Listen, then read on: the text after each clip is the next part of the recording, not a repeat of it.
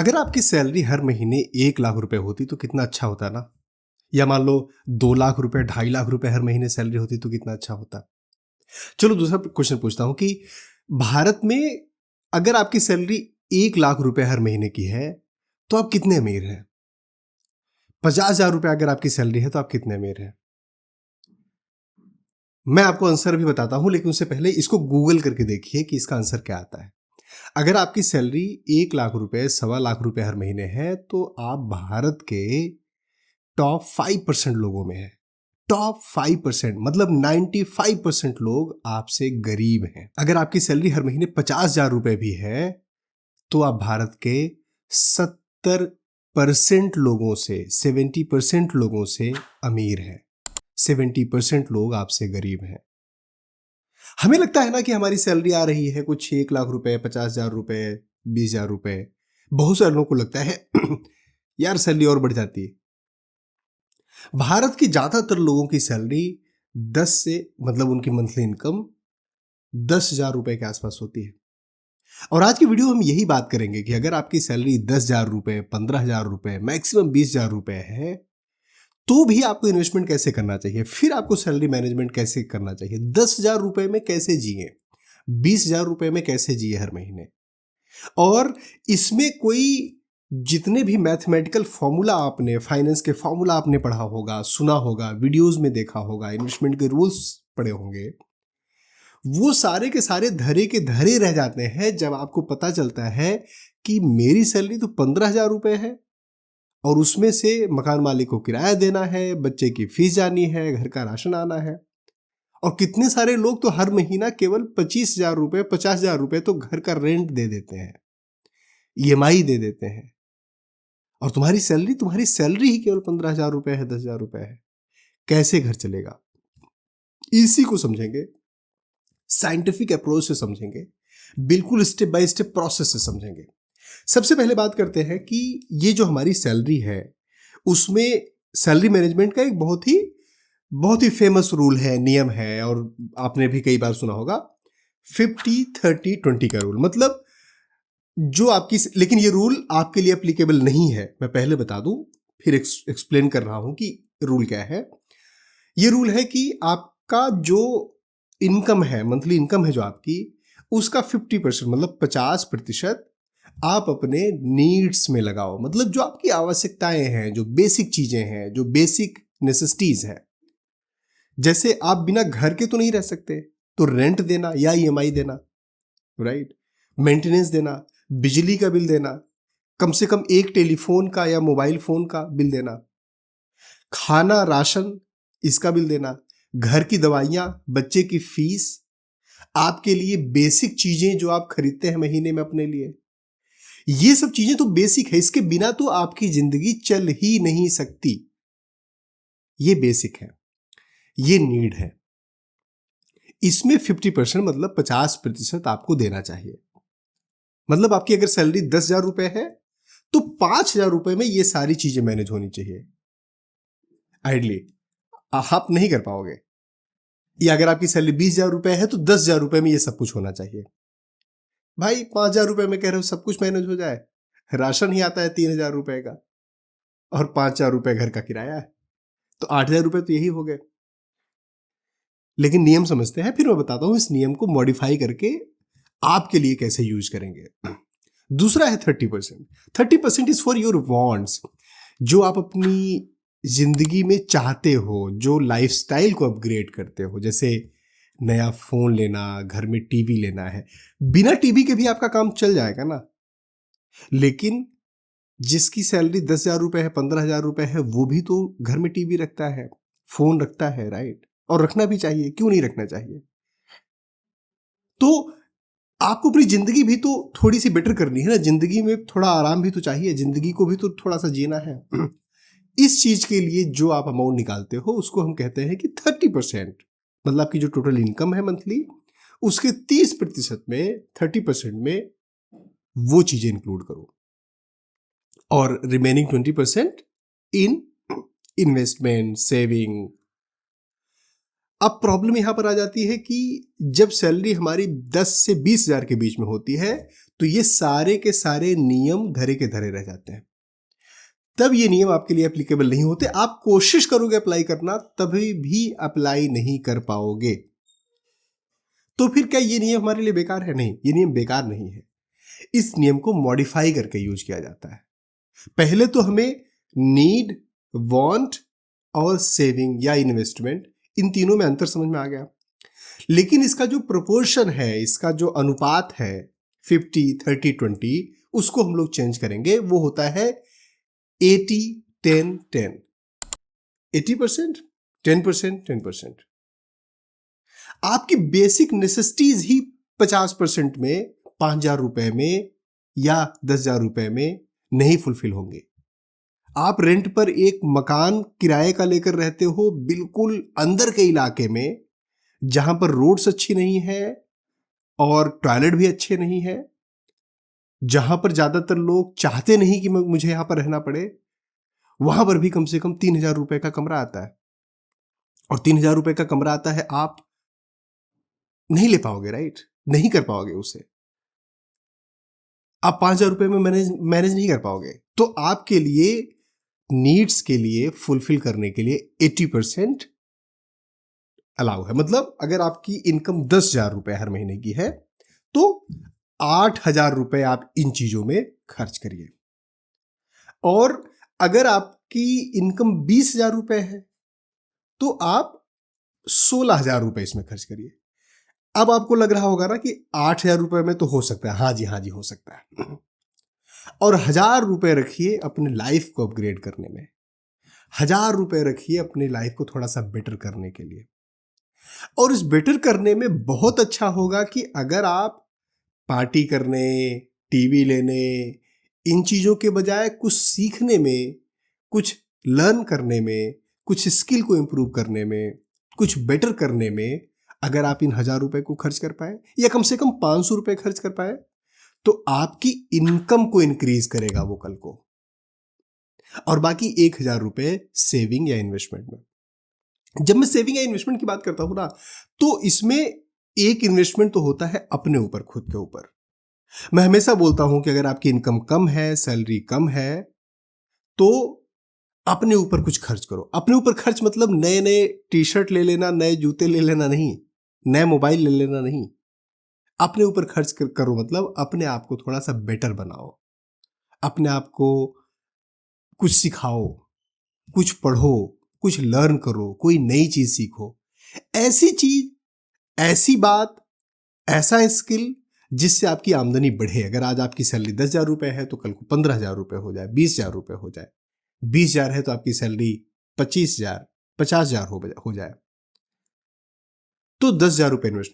अब 1,000 रुपए इन्वेस्टमेंट के लिए हम इसलिए भी रख रहे हैं कि अगर मान लो आप नहीं भी सीखते हो, कुछ नहीं भी कुछ करते हो, इवन इन दैट केस 1,000 रुपए कम से कम सेव करना, बचाना, इन्वेस्ट करना बहुत इंपॉर्टेंट है। अब आपको लग रहा होगा कि 1,000 रुपए से होता ही क्या है। ये बताता हूं, इससे पहले मैं बताता हूं कि ना, हम बहुत, इवन जो 10,000 रुपए हर महीने अगर आप कमा रहे हैं, 20,000 रुपए हर महीने आप कमा रहे हैं, बहुत सारे लोगों को मैं देखता हूं कि वो, उनको पता ही नहीं होता कि वो कितना छोटा छोटा अमाउंट करके लीक कर रहे हैं, वेस्ट कर रहे हैं। मैं आपको एग्जांपल देता हूं। एक जने को मैं जानता हूं, मेरे ऑफिस में, मतलब हेल्पर का काम करते हैं, प्यून का काम करते हैं। और मैं उससे पूछ रहा था, भैया कितनी सैलरी मिलती है? तो कह रहा था कि सर 18,000 रुपये मिल जाती है। इससे इसने में होता ही क्या है, क्या क्या। गुटखा खाता है और सिगरेट पीता है। सिगरेट छोटी वाली, ऑफ कोर्स, वो 10 रुपए की कुछ आती है। एक दिन में वो कम से, अब 10 रुपए की एक सिगरेट आती है, वो दिन भर में करीब 5 से 6 सिगरेट पी जाता है ना। अब 10 रुपए की एक सिगरेट आती है, ठीक है यार, इतना तो नशा करना बनता है ना, इतना बाबूजी क्या करें, घर पे दिमाग में इतनी टेंशन रहती है। तो ये आपका 10 रुपए की एक सिगरेट आती है, ये आपका साल का पता है कितना होता है? ये साल का होता है 21,600 रुपए। मतलब अगर वो सिगरेट पीना केवल बंद कर दे, तो उसके महीने की, मतलब साल भर में 13 महीने की सैलरी समझ लो मिल रही है। 21,600 रुपए की वो सिगरेट पी जा रहा है। और गुटखा वो पता नहीं खाता है, पन्नी सी खोल के उसमें कुछ डालकर। ये छोटी चीजें हम कभी कैलकुलेट ही नहीं करते। और अगर प्रॉब्ली वो नहीं होता कोई, मतलब हम जिसकी इनकम अच्छी है, राइट, जो 3 लाख रुपए 4 लाख रुपए महीने के कमा रहे हैं, वो सिगरेट पीते हैं बड़ी वाली, 25 रुपए की आती है ना। वो साल भर में 54,000 रुपए की सिगरेट पी जाते हैं, 54,000 रुपए की। Can you believe it? और हमें लगता है कि ये पैसे लीक हो रहे हैं, नहीं हो रहे हैं, कहाँ से हो रहे हैं, हमें पता भी नहीं है। हम इसके बारे में सोचते ही नहीं है, हम इसके बारे में कैलकुलेट ही नहीं करते हैं। आप कॉफ़ी पीने जाते हो बाहर, रोज एक बार शाम को कॉफ़ी पी लिया, सूप पी लिया, घर पे अवॉइड किया, यार एक कॉफ़ी 100 रुपए ही तो है। आप 66,000 रुपए की कॉफ़ी पी गए साल भर में, 66,000 की कॉफ़ी पी गए। ये चीजें किसी भी सैलरी लेवल पर आप हो, सबके लिए इंपॉर्टेंट है। खैर लौटते हैं 10,000 से 20,000 रुपए सैलरी का जो हम लोग कैलकुलेशन कर रहे थे। अब हम यही मान के चल रहे हैं 1,000 रुपए आप लगातार डाल रहे हैं। 1,000 रुपए अगर आप डालते हैं और मान लो आपकी सैलरी जिंदगी में नहीं भी बढ़ रही है ना, तो जब लंबे समय तक आप ये डालेंगे 20-25 साल, तो ये करीब 17 लाख रुपए हो जाता है 25 साल में। और मैं बिल्कुल 12% का रिटर्न लेकर चल रहा हूं। वही 1,000 रुपए जो बिल्कुल, मतलब अगर हम अपना हाथ थोड़ा सा फैला कर नहीं रख रहे थे, बिल्कुल खींच कर रख रहे थे, तो 1,000 रुपए बच जा रहे थे। अदरवाइज 1,000 रुपए भी नहीं बचते। 1,000 रुपए बहुत मेहनत करके बच रहे हैं, है ना। थोड़ा इधर उधर मारा, 1,000 रुपए बचे मेरे महीने के।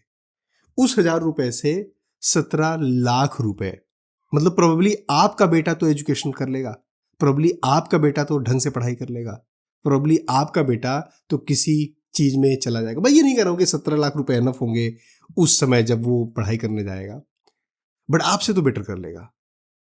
अगर आप अपने बारे में नहीं सोच रहे थे, कम से कम उसके बारे में सोचिए। तो ये 80-10-10 का रूल हमारे लिए चलेगा। अब बात करते हैं कि इन्वेस्टमेंट कैसे करें। इन्वेस्टमेंट क्या, पैसा कहां डालें? कमेटी में डाल दें, शेयर मार्केट में डाल दें, म्यूचुअल फंड में डाल दें, एफडी में डाल दें। अब बहुत डिलेमा है इसमें कि कहां पर पैसे डालें। बचा तो मैं केवल 1,000 रुपए पा रहा हूं, या मैं भी 2,000 रुपए बचा पा रहा हूं। आपकी सैलरी 10,000, 15,000, 20,000 रुपए है, तो आप 2,000 बचा रहे हो, यही बहुत बड़ी बात है ना।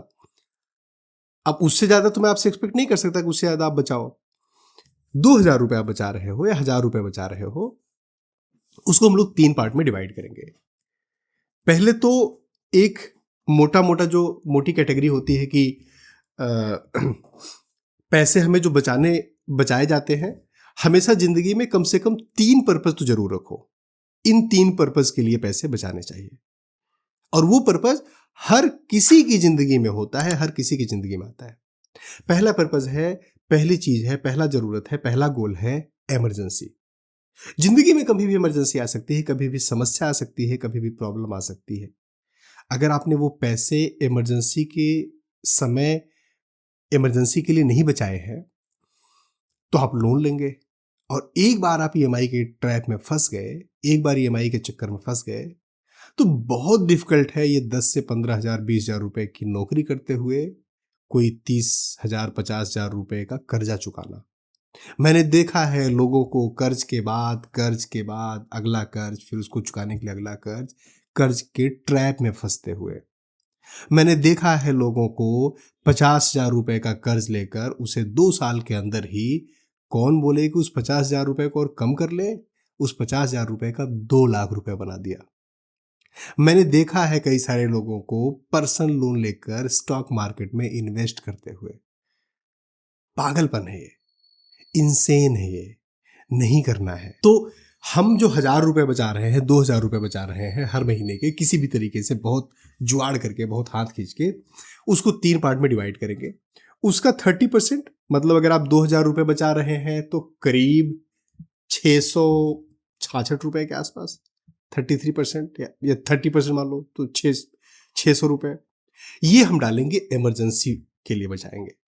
अब 600 रुपए इमरजेंसी आपको बड़ा नहीं लग रहा है। जैसे मैंने बताया था, सिगरेट एक आप पी रहे थे दिन में 5-6 बार, 10 रुपए की केवल आती थी, और वो साल के 52-54 हजार रुपए हो गए थे ना। उसी तरीके से ये 600 रुपये महीने के आपका एक्यूमुलेट करेगा, बड़ा अमाउंट बन जाएगा धीरे धीरे। दूसरा 30% आप डालो। अच्छा, ये इमरजेंसी में डालने के लिए क्या करना है, सेविंग अकाउंट में नहीं रखना है, एफडी में या लिक्विड फंड में, बेसिकली म्यूचुअल फंड पे, लिक्विड फंड में आप उसमें इन्वेस्टमेंट कर सकते हो। दूसरा आप डालो 30% म्यूचुअल फंड में, लार्ज कैप, बड़े म्यूचुअल फंड्स में, उसमें भी आपको 12% के आसपास मोटा मोटा रिटर्न मिल जाएगा। नहीं तो किसी इंडेक्स फंड में डाल दो, निफ्टी 50 या इसमें डाल दो। बाकी के जो आपके 40% बचे, मतलब 800 रुपये बचे 2000 में से, अगर आप थोड़ा सा रिस्क ले सकते हो, थोड़ा सा आपके घर पे जमीन है गांव में, थोड़ा सा इतना है कि भूखे नहीं मरोगे, तो थोड़ा सा रिस्क लो, मेहनत करो, स्मॉल कैप में डालो, लेकिन देख कर कौन सा स्मॉल कैप परफॉर्म कर रहा है, कौन सा नहीं कर रहा है। बहुत सारे स्मॉल कैप कई साल नेगेटिव या बहुत कम परफॉर्म करते हैं, तो वो रिस्क रहेगा। बट अगर आपने रिस्क ले लिया और अगर आपको रिटर्न मिला, तो जो आपकी मुफलसी की जिंदगी चल रही है ना, वो 5-6 साल जब आप लगातार इन्वेस्टमेंट करेंगे, अचानक से उसमें से आप निकल जाएंगे। अचानक से कम आपके पास इतना पैसा हो जाएगा कि कोई दुकान खोल ली, कोई छोटा सा दुकान डाल लिया, कोई छोटा सा बिजनेस डाल लिया, कोई छोटा सा काम स्टार्ट कर लिया। और पता है, जिंदगी में आगे बढ़ने के लिए ना, जो पहले 2-3 छोटे छोटे स्टेप होते हैं, ये बहुत इंपॉर्टेंट, बहुत डिफिकल्ट होते हैं। और जब एक बार वो छोटे छोटे स्टेप आप ले लेते हो, वहां से निकल जाते हो, अगले फेज पर पहुंच जाते हो, अगले स्टेप पर पहुंच जाते हो, तो जिंदगी फिर उड़ान भरती है। फिर जिंदगी दौड़ती नहीं है, जिंदगी भागती है, जिंदगी उड़ान भरती है। और यही हमें करना है। महीने में 10,000 रुपए की सैलरी आ रही है, ये इंपॉर्टेंट नहीं है। महीने में 20,000 रुपए की सैलरी आ रही है, ये इंपॉर्टेंट नहीं है। मैं आज यहां पर हूं, ये इंपॉर्टेंट नहीं है। मैं चाहता क्या हूं, ये इंपॉर्टेंट है। मैं उस चाहता के लिए क्या कर रहा हूं, ये इंपॉर्टेंट है। मैं लगातार कर रहा हूं, ये इंपॉर्टेंट है। मैं किसी भी परिस्थिति में उस रास्ते पर बना हुआ हूं, लगातार मेहनत कर रहा हूं, ये इंपॉर्टेंट है। अगर आपके अंदर अभी भी थोड़ा हौसला है, आपके अंदर अभी भी थोड़ा सा ये है कि हाँ, मुझे जज्बात है मेरे अंदर, मैं कुछ करूंगा, मैं मेहनत करूंगा, please wake up, please do hard work, please थोड़ी मेहनत करो। 1,000-2,000 रुपए बचाओ, अपने ऊपर पैसे लगाओ, सीखो, स्किल सीखो। बहुत बड़ी बात होती है अपने आप को उस गुर्बत से निकालकर आगे लेकर जाना। अपने लिए जितनी चीजें कर पाए, उससे बेहतर जिंदगी अगर आप अपने बच्चों को दे पा रहे हैं, तो इससे ज्यादा आप जिंदगी में कुछ नहीं कर सकते। इससे ज्यादा सेटिस्फेक्शन आपको किसी भी चीज में नहीं मिलेगा। दोस्तों, मुझे उम्मीद है ये वीडियो आपको पसंद आई होगी। अगर पसंद आई तो वीडियो को लाइक करिए, दोस्तों के साथ शेयर करिए, और अगर चैनल को सब्सक्राइब नहीं किया तो प्लीज सब्सक्राइब करिए। हमारी वीडियोस को देखते रहिए, अपना और अपनों का ख्याल रखिए। Thank you. जय हिंद।